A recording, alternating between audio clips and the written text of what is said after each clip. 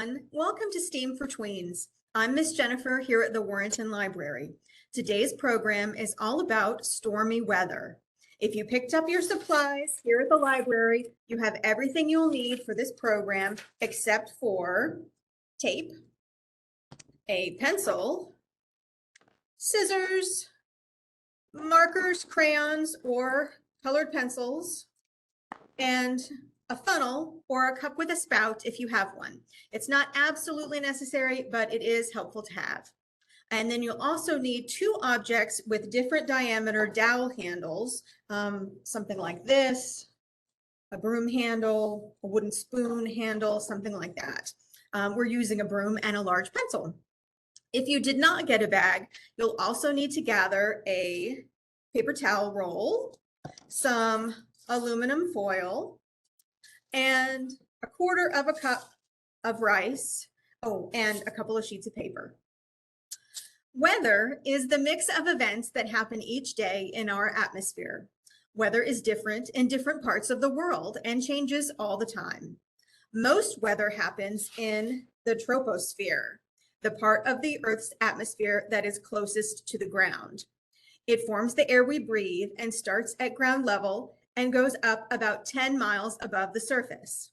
This chart, which came from one of our library's online resources, Science Online, shows all the levels of the Earth's atmosphere. Down here at the troposphere, we have, of course, where the air we breathe and where the weather happens. The stratosphere is above that, the mesosphere, and the thermosphere, all the way up towards outer space. The weather events happening in an area are controlled by the heat of the sun and changes in air pressure. Air pressure is caused by the weight of the huge number of air molecules that make up the atmosphere. Typically, when air pressure is high, the skies are clear and blue.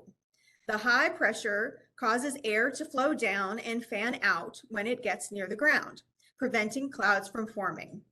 When air pressure is low, air flows together and then upward where it converges, rising, cooling, and forming clouds. Over time, the droplets and crystals that make up a cloud can attract more water to themselves. When water droplets grow heavy enough, gravity pulls them down as raindrops or other types of precipitation.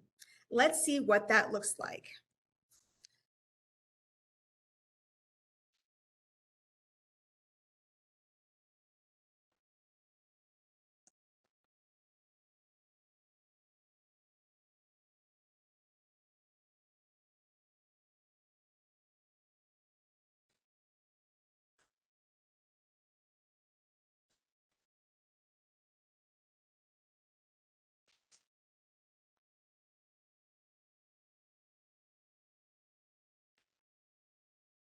In this demonstration, I have a cloud here formed by shaving cream, and I have a pipette full of blue watercolored water.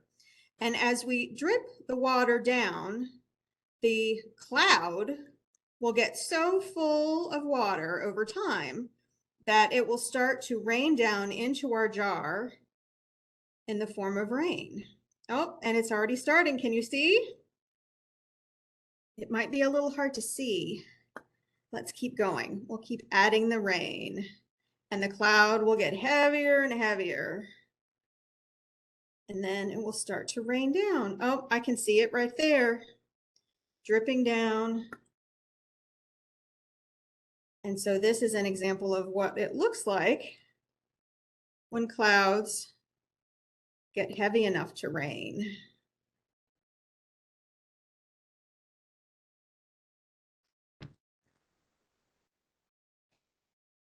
A weather front is a transition zone between two different air masses at the Earth's surface.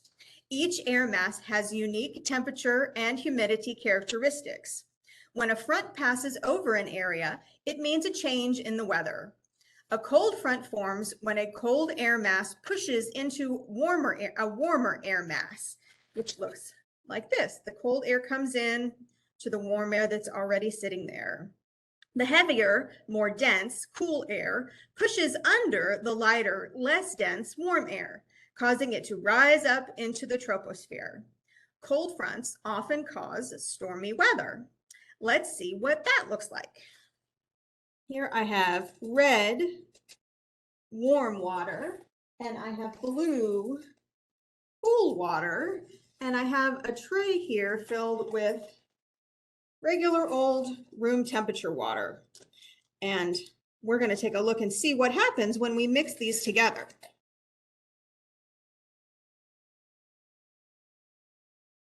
All right.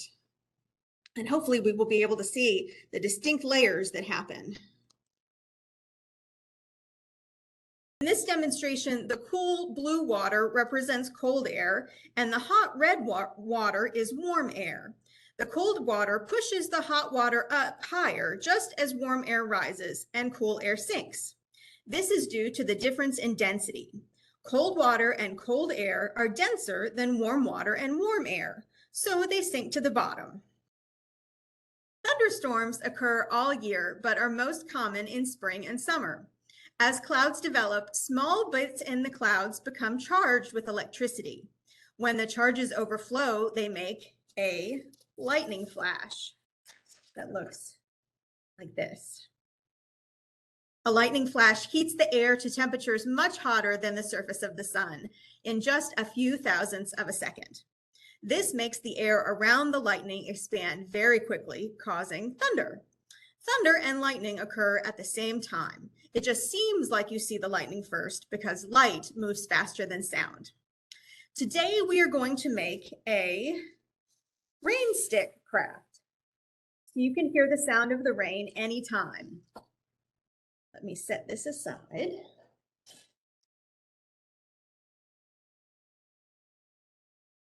We start by tearing a sheet of aluminum foil about 10 inches long. We're going to twist the foil into a stick-like shape and wrap it around the handle of the broom. Twist this up and crunch it a little bit. And then we're going to take our broom or whatever the larger of your two dowels is, and we're going to wrap this around to make a twist. And that's what we want it to look like. Okay. So then we're going to do the same thing with our smaller dowel and a sheet of aluminum foil that's about 7 inches long. So we're going to twist into a skinny wire-like shape. And we're going to wrap this piece of foil around the handle of this pencil. And you can use whatever your smaller dowel is. So probably a spoon, wooden spoon, or spatula handle, something from the kitchen.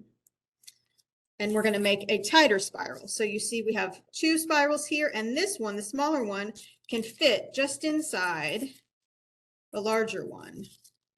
And then we're going to set that to the side for a second. Now we're going to place the end of our paper towel roll onto a sheet of paper and trace a circle around it. Let's see. We're going to use this sheet here. We're going to take our paper towel, take that and trace a circle around it. And it doesn't have to be perfect. We're just creating the caps for our rain stick here. So we're going to do that twice. So we have 2 ends to the rain stick. And then we're going to draw a bigger circle around the smaller circles that we just drew. And you can just do that freehand. And we're going to cut these out.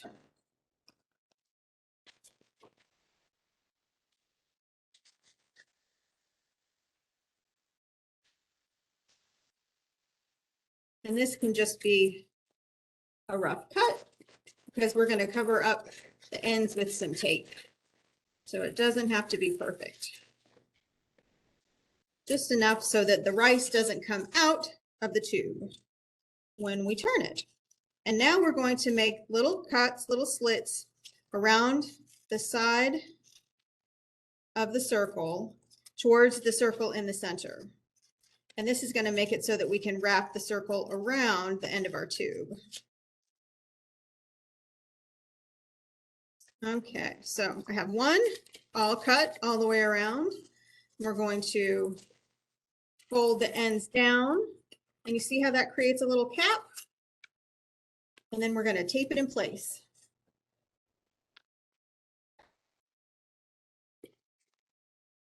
You might want to tape the ends together and then tape the cap to the tube,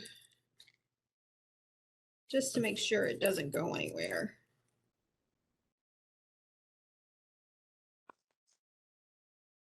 And I have pretty small tape here, so depending on what you're using, you might have masking tape or packing tape, and that would be real simple to do.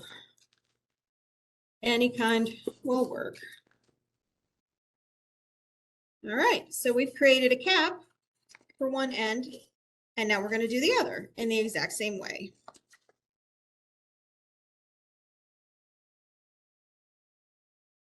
With our cuts around the side.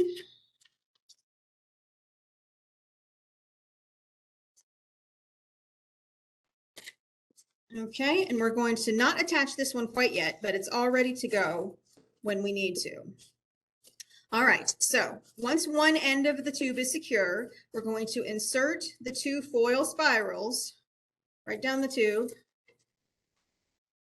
just like that, and add about 1/4 cup of rice, dried rice, to the tube. And you might here want to use a funnel or a cup with a spout to avoid spilling. All right, so we're just gonna pour that right in. Wait for it to finish. Perfect. And now we're going to secure the other end of the tube with our paper. All right, so we need more tape. Set that to the side.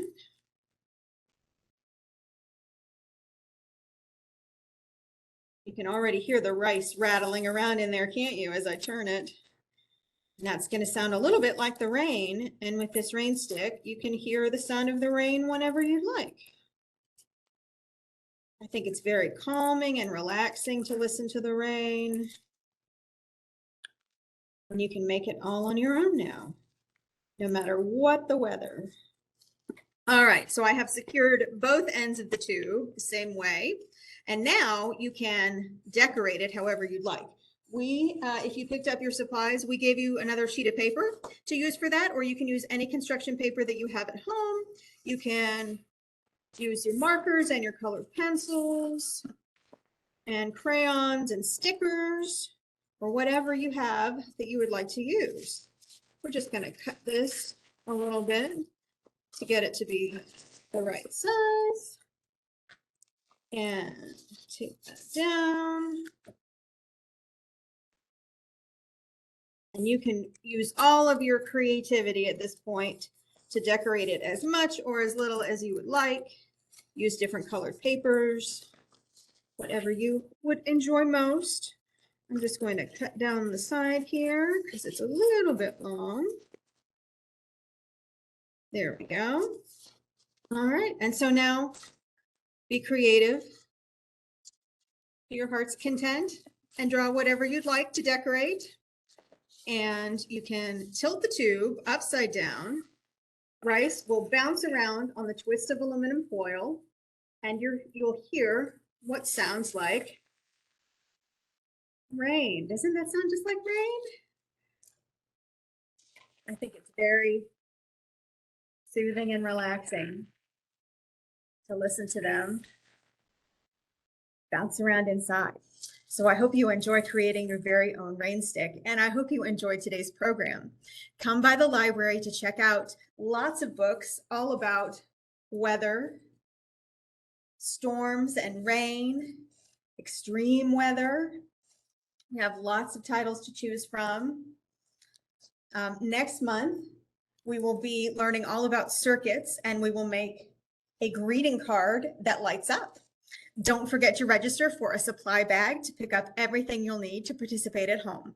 In the meantime, head over to our website, fauquierlibrary.org, click on the research button, and select science, math, and environment from the list shown. There you'll find Science Online, a resource featuring articles, videos, experiments, activities, and diagrams like the one I showed you today to enjoy on a range of scientific topics. Thanks for watching.